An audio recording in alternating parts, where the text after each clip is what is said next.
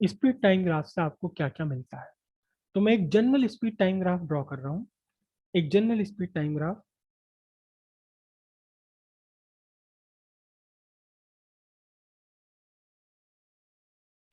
और ये मेरा स्पीड टाइम ग्राफ एक general,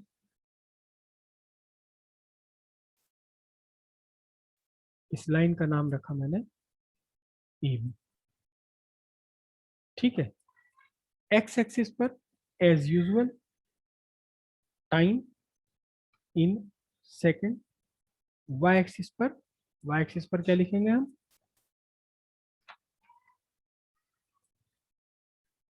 speed in metre per second. ठीक है। अब इससे आपको क्या क्या पता लगता है, इस ग्राफ से आप क्या क्या इंटरप्रिटेशन निकाल सकते हैं। सबसे पहली बात,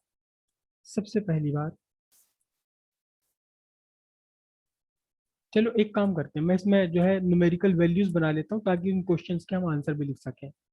जीरो टाइम है ये 5 सेकंड का टाइम, ये 10 सेकंड का टाइम, ये 15 सेकंड का टाइम, ये 20 सेकंड का टाइम। जरूरी नहीं कि आप हमेशा 5, 10, 15, 20 ही लें, 2, 4, 6, 8, 10 भी ले सकते हैं, 1, 2, 3, 4, 5 सेकंड भी ले सकते हैं, तो मैं वैसे ही ले लेता हूँ जबरदस्ती। यहाँ बना लेते हैं हम equal parts, 2 metre per second, 4 metre per second, 6 metre per second, 8 metre per second, 10 metre per second. तो हम कुछ क्वेश्चंस लिख करके उसको, उसके आंसर बनाते रहेंगे। What is the initial speed, initial speed कितनी है ये बताओ। What is the initial speed. 4 sir 4 4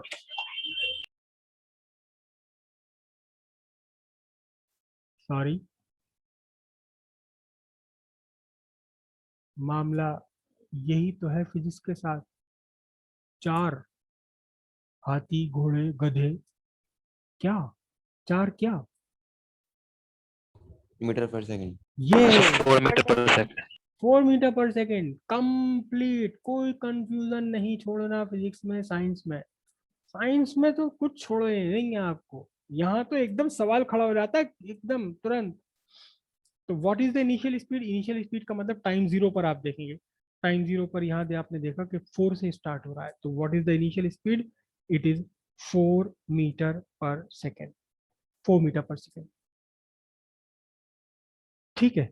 initial speed find कर सकते हैं, आप फाइंड कर सकते हैं, आप फाइंड कर सकते हैं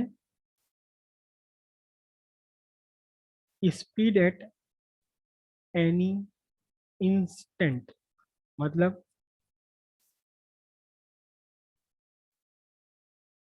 what is the speed at 10 second, 10 second पर कितनी स्पीड है। सीधी सीधी सी बात है, 10 सेकेंड पर आप चलिए, 10 सेकेंड से आप यहाँ चलिए, ओके, ग्राफ तक पहुंचे आप 10 सेकेंड से ऐसे। और अब जहाँ ग्राफ पर पहुंच गए, यहाँ से आप एक्स एक्सिस पर चलना शुरू कर दीजिए। तो कहाँ पहुंचे आप, 6 मीटर पर सेकेंड पर। तो what is the speed at 10 second, it is, answer क्या होगा आपका, it is 6 six metre metre per second. 6 metre per second. 6 metre per second आपका आंसर हो गया। और क्या पता लगा सकते हैं आप इससे, और क्या पता लगा सकते हैं, और आप पता लगा सकते हैं, और आप पता लगा सकते हैं क्या बोला,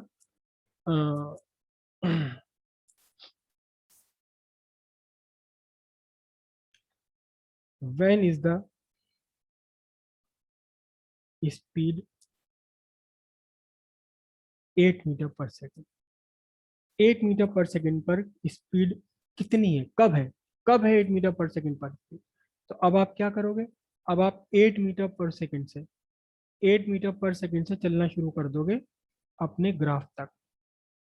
यहाँ पहुंचे ग्राफ, ग्राफ के बाद में आप ग्राफ पे पहुंच के आप टाइम एक्सिस पे चलना शुरू कर दोगे। यहाँ आ गए आप 8 सेकेंड से ग्राफ तक, ग्राफ से फिर आप कहाँ पहुंचे, टाइम एक्सिस तक पहुंचे। तो 15 से तो आगे पड़ रहा है, लगभग 16 मिनट आ रहा है। तो इसका आंसर आपका क्या निकल कर आएगा, आंसर निकल कर आएगा एट 16 सेकेंड, 16 सेकेंड पर, 16वें सेकेंड पर मोशन स्टार्ट करने के 16वें सेकेंड पर स्पीड कितनी है? 8 मीटर पर सेकेंड है। ठीक है, और इससे आप क्या फाइंड कर सकते हैं? आप इससे फाइंड कर सकते हैं क्या? Acceleration which is equal to what? Slope of graph. Accelerate याद कीजिए, पीछे स्लोप ऑफ ग्राफ से निकल रही थी पोजीशन टाइम ग्राफ में, स्लोप ऑफ ग्राफ से फाइंड हो रहा था स्पीड, वेलोसिटी। वेलोसिटी या स्पीड। यहां जब स्पीड टाइम ग्राफ है तो इस स्लोप से फाइंड होगा एक्सेलरेशन। ठीक है, तो मैंने 2 पॉइंट ये ऑलरेडी बना ही रखे हैं। मैं इस पॉइंट को नाम देता हूँ P, इस नाम को देता हूँ Q, और मैंने ये राइट ट्राइंगल बनाया, इस नाम को दे देता हूँ R।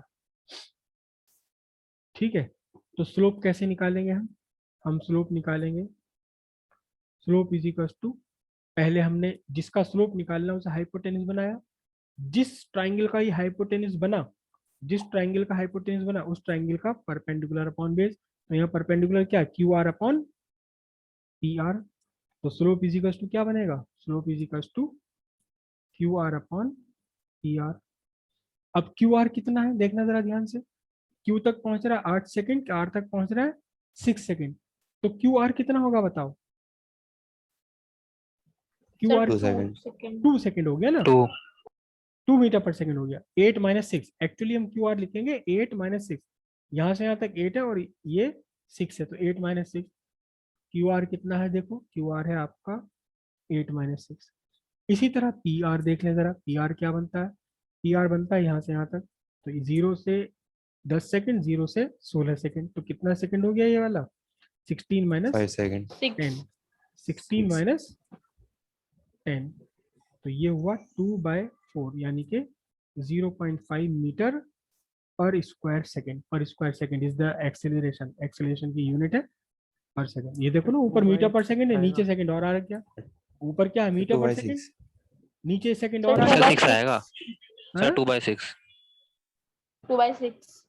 चलो 2/6 कर लो, क्या फर्क पड़ता है। तो ये 1/3 मीटर पर सेकेंड हो गया, 1/3 metre per second square. Answer इसका क्या बना? 1/3 मीटर पर square second. It is what? Acceleration. Clear हुई बात इतनी? कर सकते हैं, आप फाइंड कर सकते हैं क्या? Distance travelled in certain time interval. Certain time interval का आप डिस्टेंस फाइंड कर सकते हो। अब मैं यहीं से लेता हूं, मुझे पता लगाना कि 10 सेकेंड से लेकर के 16 सेकेंड तक बॉडी ने कितना डिस्टेंस कवर करा। डिस्टेंस जबकि इस ग्राफ पर है नहीं कहीं भी, डिस्टेंस इस ग्राफ पर नहीं है कहीं भी, फिर भी इस ग्राफ में से डिस्टेंस निकल कर आ सकता है। तो हमें फाइंड करना है, फाइंड क्या करना है? What is the distance travelled from 10 second to 16 second. 10 second से 16 सेकेंड तक कितना डिस्टेंस चला। ठीक है, इसके लिए डिस्टेंस फाइंड करने के लिए होता है एरिया। एरिया कौन कौन सा? Area between graph line and time axis. Graph line और टाइम एक्सिस के बीच का एरिया। देखो जरा ध्यान से, हमें 10 सेकंड से 16 सेकंड तक का डिस्टेंस फाइंड करना है। तो 10 सेकंड से लेकर के 16 सेकंड तक का टाइम डिस्टेंस फाइंड करने के लिए इस ग्राफ लाइन, कौन सी ग्राफ लाइन हमारी? 10 सेकंड से 16 सेकंड तक की ग्राफ लाइन है पी क्यू। पी क्यू और टाइम एक्सिस नीचे, इनके बीच का टोटल एरिया निकाल लो। मैं इनके नाम लिख दे रहा हूँ यहाँ, पी क्यू, और इसको लिखता हूँ मैं टी और एस। ये वाला पॉइंट मेरा टी, ये वाला पॉइंट एस। ठीक है, तो अब जो एरिया हमें फाइंड करना है वो पूरा ये वाला एरिया फाइंड करना है। कौन सा area? TPQS। It is equals to what? It is equals to area, और ये क्या बन गया? ये बता सकते हो कौन सा स्ट्रक्चर बन गया? ये वाला क्या शेप बन गई है बताओ? ट्रेपीजियम। ट्रेपेजियम। Trapezium trapezium. है ना, ट्रेपीजियम बन जाए, कभी ट्रेपीजियम बन जाता, कभी स्क्वायर, कभी रेक्टेंगल, कभी ट्राइंगल, जो भी हो। तो हम लिखेंगे एरिया ट्रेपीजियम। कौन सा ट्रेपीजियम है? PQST। PQST ट्रेपीजियम बन गया। PQST ये ट्रेपीजियम बन गया। अब ये जो PQST ट्रेपीजियम बन गया है, PQST ट्रेपीजियम, इस ट्रेपीजियम का एरिया क्या होता है? देखो, sum of parallel sides into perpendicular distance upon 2। यहाँ कौन सी पैरेलल साइड्स है? PT और QS। तो PT plus QS into distance इनके बीच का कितना है? PR और 1/2। तो it is equal to what? It is equal to 1/2 PT plus QR into PR। 1/2 PT। PT कितना है देखो जरा, PT कितना है? 6। QS कितना है? QS है 8। तो ये आपके लिए बना यहाँ 6 प्लस 8। और परपेंडिकुलर डिस्टेंस है इनके बीच की कितनी? परपेंडिकुलर डिस्टेंस है PR, वो कितनी आ रही है यहाँ? 16 से 10 सेकंड से 16 सेकंड तक कितनी आ रही है ये? 6 आ रही है ये। ठीक है, तो इनकी सबकी मल्टीप्लाई कर दो आप।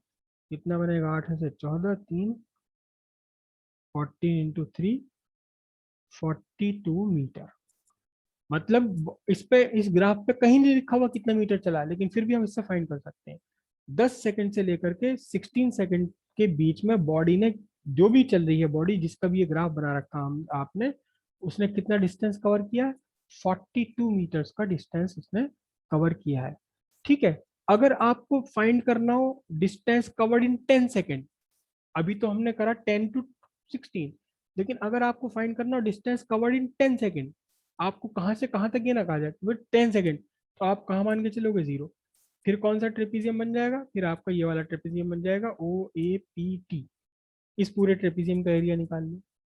ठीक है, ट्रेपीजियम बने, ट्राइंगल बने या रेक्टेंगल बने, जो भी है, जो एरिया जैसी शेप बनती है उस शेप का एरिया आप फाइंड कर लीजिए। सीधी सी बात है, आपको अगर डिस्टेंस फाइंड करना है तो आपको एरिया फाइंड करना पड़ेगा between graph line and time axis. Graph line और टाइम के एक्सिस के बीच में जो भी शेप बन रही हो उस शेप का एरिया फाइंड कर लीजिए, तो आपको मिल जाएगा क्या? Distance covered in that time period, time duration. बात समझ आई यहाँ तक की?